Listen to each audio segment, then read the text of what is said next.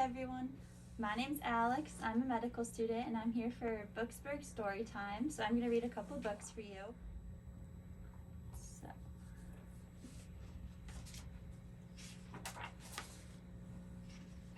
Okay. Amy can do a lot of things. She can brush her teeth, she can tie her shoe. She can even do both at once, sort of.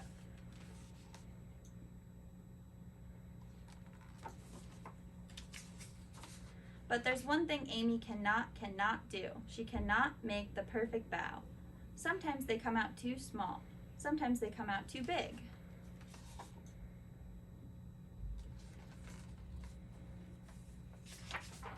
Sometimes she adds too much filling, sometimes not enough, and sometimes they fall apart before they reach her mouth. Amy's mom and dad make perfect bow. So does her grandma. Their bow are soft and fluffy and so delicious.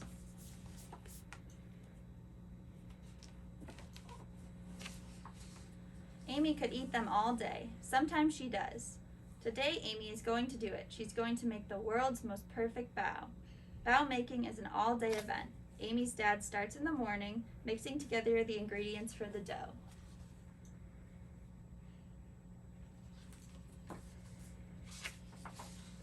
Then it's time to knead. He punches the dough. He pushes the dough.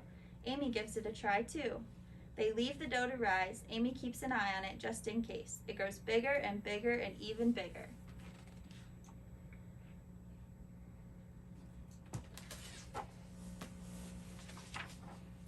Amy's dad squishes the dough down just in time. He rolls it into a log and cuts it into pieces. Meanwhile, Amy's mom seasons meat for the filling. She adds garlic and mushroom and ginger and salt and pepper.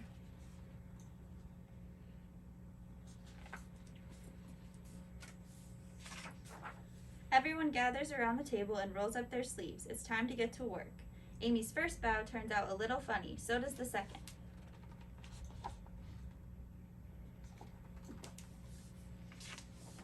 It's hard to know how much filling to add. Too little and the bow is sad and empty. Too much and oops. It's hard to pinch the bow shut just right. Pinch, pinch, pinch.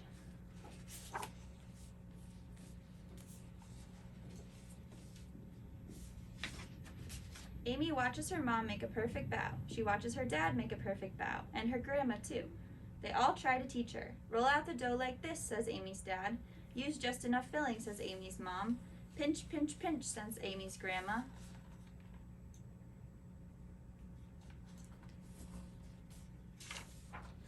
But Amy's bow just aren't the same. They're too empty or too fat. They have holes in them. They leak. Maybe today won't be the day after all. Maybe Amy just can't make a perfect bow.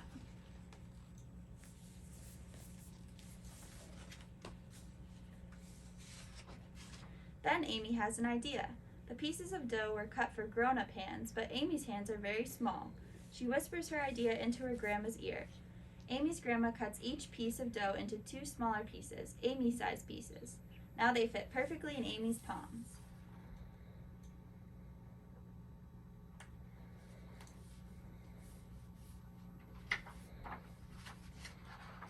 Carefully, Amy rolls the dough so it's thicker on the inside and thinner at the edges. She adds just the right amount of filling. She pinches it shut. And there it is, Amy's perfect bow.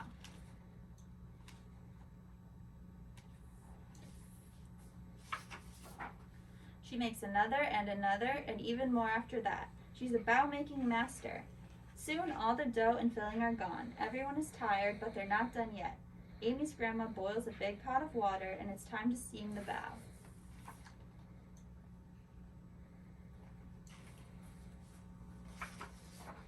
Amy keeps an eye on the steamer just in case. All her perfect bow, and all the imperfect ones too, are snug inside.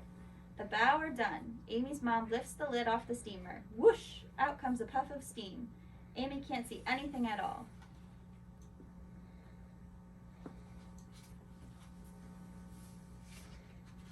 The steam clears. There are Amy's perfect bow. They are not too small, they are not too big. They have just the right amount of filling. They do not leak. They are soft and fluffy and so delicious. Amy eats one, then another. Then she eats one of the not-so-perfect bow. And you know what? It tastes just as good.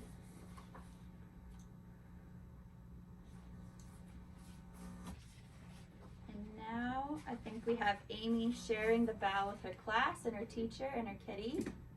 And I think at the end there's also a recipe for bow if anyone wants to try and make some. And that's the end of Amy's Perfect Bow. And now we're going to have Kendra read another book for us.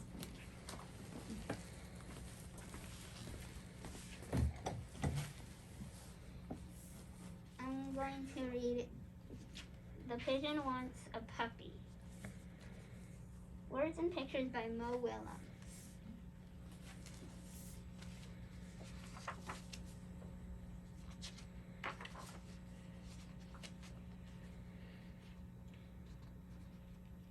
Oh, hello. How are you?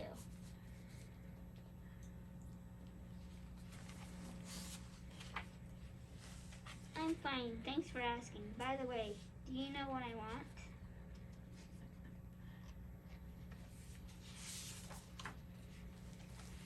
What I wanted forever, at least since last Tuesday. A puppy. A puppy, a puppy. Puppy, puppy, puppy. Don't worry. I'll take care of it. I promise I'll water it once a month.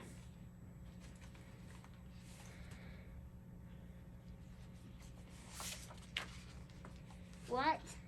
Everybody knows that puppies need plenty of sunshine and water.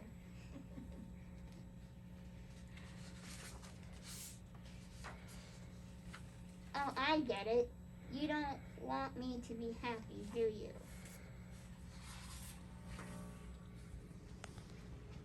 You don't want me to take a piggyback ride on my puppy or play tennis with it. You just don't understand. I'm a puppy-loving pigeon. Aw, puppy. I want a puppy right here, right now. Woof! What's that? Woof, woof. Is it possible have my dreams come true? Ah! Woof! It's huge. The teeth, the hair, that wet nose, the slobber, the claws. Did I mention the teeth? I mentioned the teeth, right? I really had no idea.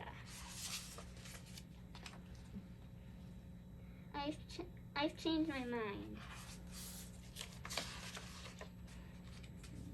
I want a walrus.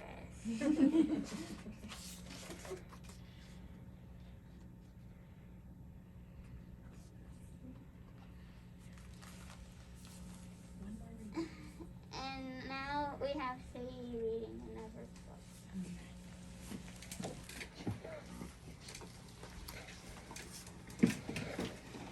Hello, I'm Sadie and I'm another medical student. I'm going to be reading Ron's Big Mission by Rose Blue and Corinne J. Naden, illustrated by Dawn Tate.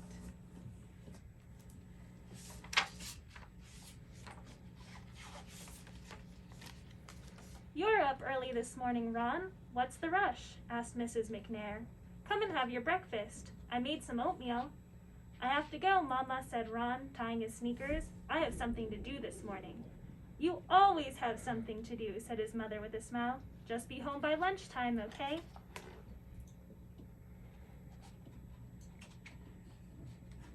Ron was 9 years old. That morning he left his house with a plan. He'd been thinking about it for a long time. It was a beautiful South Carolina summer day, and Ron looked up at the blue, blue sky. Someday, he thought, he would be up there, flying a plane. He wanted to be a pilot when he grew up. But today, Ron had something else on his mind, something very important.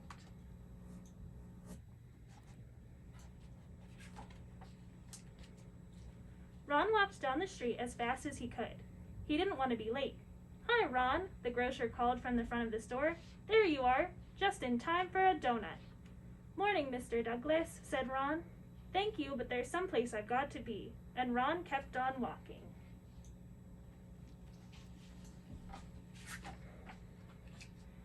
Down by the schoolyard, Ron saw his friend Carl shooting baskets.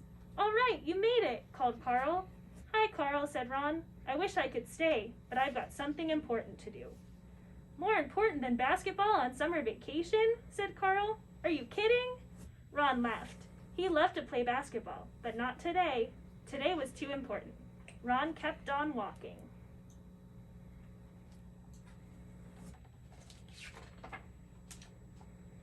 When Ron got to the Lake City Public Library, he stopped. This was it. He was hot from walking so fast, and he was nervous, too. He took a deep breath, lifted his head high, and went inside. Mrs. Scott was busy getting ready for all the people who would be using the library today. As the head librarian, she had to make sure that everything was neat and orderly. Mrs. Scott looked up to welcome her first visitor of the day. She smiled as Ron walked in. He was her best customer. Ron gave a little wave to Mrs. Scott and went right to the shelves.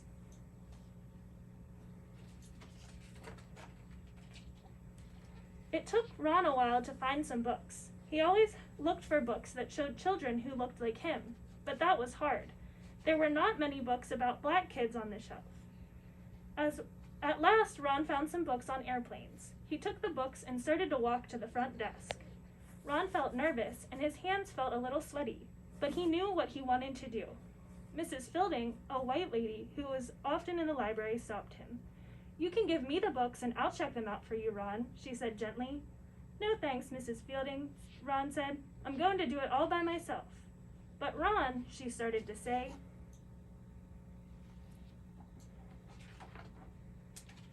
Ron was already on his way to the front desk. He put the books on the counter. "I'd like to check these out, please," said Ron. The desk clerk didn't look at him. Didn't she hear me, Ron wondered? Ron knew what he had to do.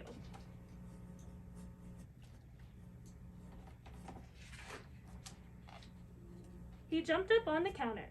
He wanted the desk clerk to know he was serious. "I'd like to check these books out," he said quietly. At first, the desk clerk and Mrs. Scott just looked at each other. "You know you can't check out books, Ron," said Mrs. Scott. "You can read them here. That's the rule. Only white people can check out books from the library." Ron looked at Mrs. Scott and the desk clerk politely, but he would not budge. "I always read them here. Today I want to check them out," said Ron. Mrs. Scott and the desk clerk did not know what to do. Ron wouldn't get off the counter. People were staring. Finally, the desk clerk called the Lake City Police.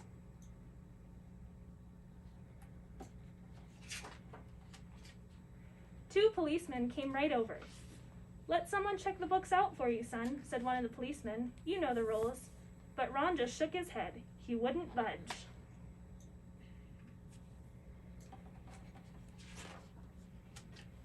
Now Mrs. Scott called Ron's mother. Mrs. McNair came to the library very quickly. "I know how you feel, baby," she said, "but you have to follow the rules." "I can't, Mama," Ron told her. "It's wrong. The rules are not fair. Why can't I check out books like everyone else?" No one said anything. Not the desk clerk, not Mrs. Scott, not the policeman, not even Ron's mother. Mrs. Scott looked at Ron. She thought about all the times that Ron came into the library and all the times he sat at the tables for hours looking over so many books. He really was her best customer, and she knew what she had to do.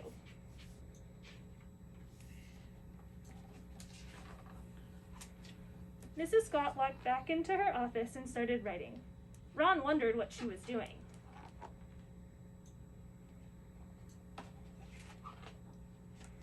Mrs. Scott returned and handed Ron a library card. His library card. Ron looked at Mrs. Scott and smiled. As he jumped to the floor, he thought he saw her smile too. "I'd like to check out these books, please," he said, handing the card to the desk clerk. The desk clerk took his library card and stamped the cards in the back of the books. "These are due back in 2 weeks," she said.